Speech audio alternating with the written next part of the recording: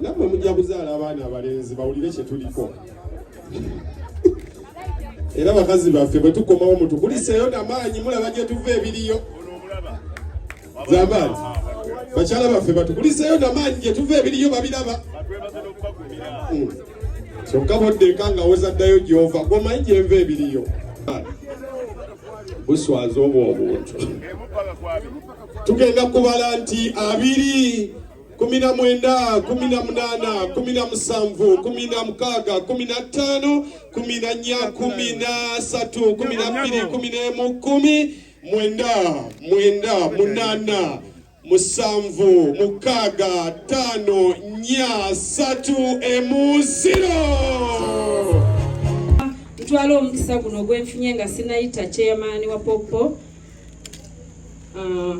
Nga nsaba obbanjulira omukulu ono Robert Muweereza. Abasinga obungi mumanyi nti lero tucelebratinga 20 years. Kati Robert ono ku 20 years alinako 16 years. Kati n'olwekyo ng'ekirabo okwebaza Robert ono gwe mulaba musajja mukulu mufumbo ayina abaana n'omukyala ndoza yabaleese we bali awo. Mbadde nsaba Robert ompeeyo omwana wo omu gw'owulira gwe ngenda okuweerera asome paka waalikoma. Nyongera okuyita Nakabugo Betty sambyako basebo ne banyabo era nziramu okubeebaza sijja koowa beebaza nebaza nnyo omusimu wa Kabaka omwami Misa Kisemakula sebo neyanziza nnyo neyanzeege webale kwagala Lady Maureen ate ne Lady Maureen Saloon. Baby wange Nampijja Florence from BBS nyabo nsanyuse nnyo okulabako neyanziza nnyo byonna ne bwe sibyogerera bali wano buli omu abirabako.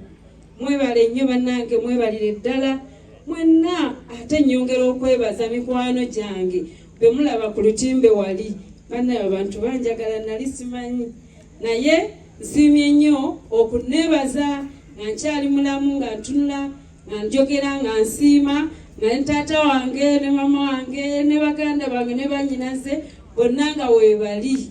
Mwebale nnyo okumpeesa ekitiibwa, mwebalire ddala. Muto wange bamama baffe ba Luganda naye nga bw'omanyi omwana abeera nga ye mukulu mu famire oba si ye mukulu naye nga mbeera alina engeri gy'akwasaganyamu. Beti naawe nja kusaba ompeeyo omuganda omu gwe ngenda okuweerera muto wo gwensuumusa naye abeere nga ggwe. Neyanziza nnyo bannange neyanzeege. Era nga abasinga obungi mumanyi nga Lady Maureen owa Lady Maureen Saloon, Emengo, Nansana, Hera ne Walla. Okusookera ddala nja kusooka okwaniriza oba okwebaza Katonda asobozesezza omukolo guno okubeerawo n'okwaniriza abagenyi bonna abaguwadde ekitiibwa ne bajja. Kusookera ddala nja kusooka okwaniriza ow'ekitiibwa Vice President Emeritus Sebo ow'ekitiibwa nkwaniriza nnyo Mwami Sekandi, Honorable Sekandi n'abalala bonna bweze nabo. Nenyongera okwaniriza ow'ekitiibwa Honorable Bakabulindi Charles naye wali tweyanziza nnyo Sebo, tweyanzeege. Chairman wa club ya Popo Honorable Nsanja Kayongo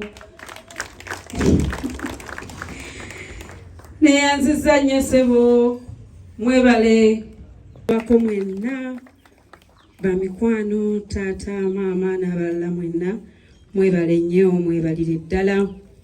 Nyongera okwaniriza abagenyi ab'ebitiibwa bakulu bannange nga bakulembeddwamu omwami Saka Godfrey oba wali ne tata wange tata wange yetegedde banaye mwebale nnyo mwebalire ddala mwenna bamembers ba Popo Social Club banange sigenda kumenya omukwomu naye nsanyuse nnyo ndi musanyufu nnyo okuba nti mwasobodde okujja era nenyongera okwebaza ennyo mikwano gyange bonna bakasitoma mwenna sigenda kumenya ono oba ono kuba muli bangi wabula nja kusaba okulaba ku kasitoma omu mwannyinaze Kalema Muhammad wali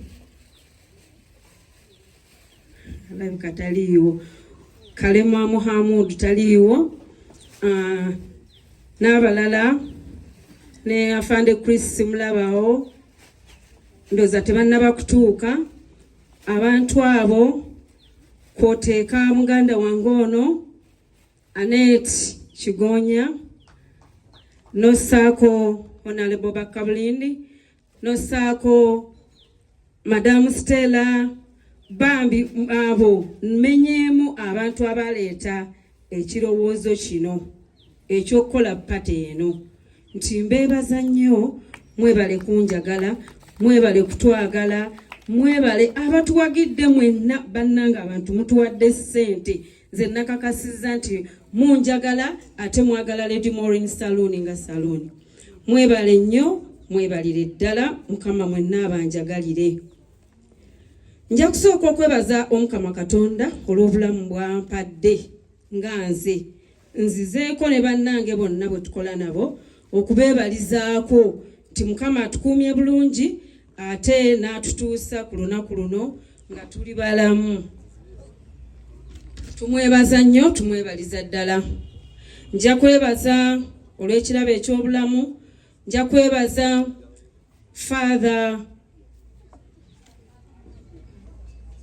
Father Chibi atuwadde ekitambiro ky'emmisa ne mwebaza nnyo ate era n'okutuwagira kubanga Father Chibi client waffe ate atwagala nnyo buli gy'abeera ne bw'abeera e Masaka abanyumiza ng'enviiri bwazisalira ku Lady Maureen. Father Chibi alabika agenze naye tweyanziza sebo tweyanzeege kuba bwe namubulirako ku kirowoozo kino yaŋŋambirawo Lady Maureen awo tutandikawo na kitambiro kya mmisa era n'agamba nja gisoma era agisomye kirungi nnyo okweyama ate n'atuukiriza mwebale nnyo mwebalire ddala nebaza bakasitoma abaffe nabeebazizza dda era mbaddamu kuba mukola bulungi obutatukyawa kubanga tuli mu competition ey'amaanyi ennyo mu nsi muno mu Kampala naddala omuli saloons empitirivu naye ne musigala nga mutuwagira buli lunaku nga mutunoonya tweyanziza nnyo tweyanzeege era nyongera nange obbasuubiza nga ndi wano ne bakozi bannange nti naffe tugenda kuyimusa omutindo ate nnyo tulabe nti tubawa ebyo ebibakuuma nga temutambula temukyawunjawunja wabula nga mumanyi saluuni eryemu Lady Maureen Saloon Emmengo n'ab'Enansa na saidi eri mu Wakiso nammwe mujjumbire ku Lady Maureen tweyanziza nnyo tweyanzeege nja kuddako okwebaza bakozi bannange betukola nabo bassebo ne bannyabo mwebale nnyo mwekubireko mu ngalo ez'amaanyi ffe baani emyaka 2 nga tuli mu kuweereza abantu ng'era batulaga nti basiimira ddala tweyanziza nnyo tweyanzeege kubanga bizinesi nnyingi bazitandise nga bwe muwulidde aboogezi abaasoseewo nga naye teziwangaala zimala neziggwawo si lwakuba nti bagayaavu si lwakuba nti oba ki olw'ensonga ezitali zimu naye nze neebaza Katonda olw'amagezi n'obusobozi bwonna bwampadde okusobola okuyimirizaawo bizinensi eno kubanga si lwakuba nti yeeriwo yokka naye waliwo ebintu ebimu Katonda engeri gy'akukoleramu kyofola twatandise na kitambiro kya mmisa nga weebaza Katonda muli ng'obuuza nzaani nze ani okusigala nga nyimiridde waggulu emyaka 2 ng'olabira ddala si kintu kyangu.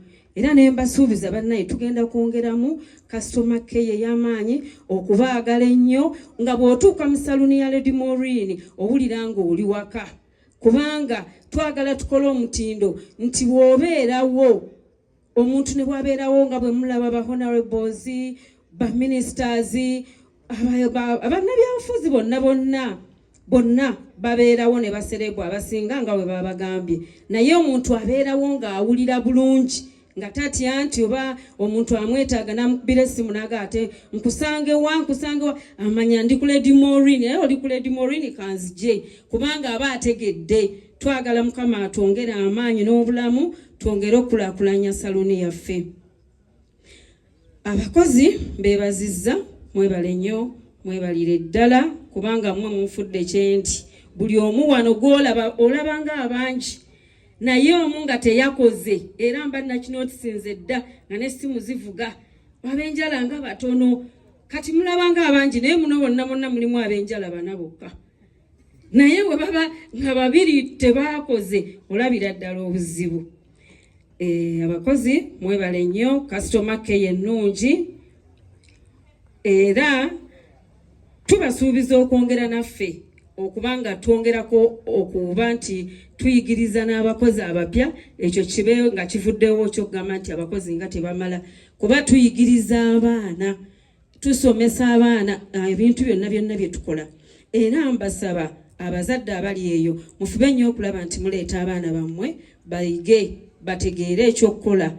Oba omwana asomye oba asomye kyenkanawa, gwe muleete, ajja kukola, atajja kufuna ssente, ajja kuba bulungi. Nze sejjusa bannange.